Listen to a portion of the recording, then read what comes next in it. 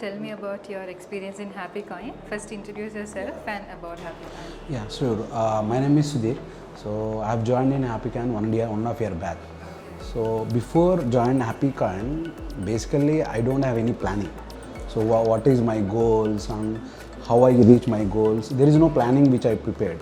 But once I joined in Happycoin, I start learning the things like financially because they help me a lot to understand how can I organize my future plans, like how can I reach my goals. So then I started thinking and then come approaching Happycoin and asking my questions and getting the best answers. So right now I feel like I am in the right path and I am in the right yes. So I feel really good actually. Yeah. Thank you. Thank you so much.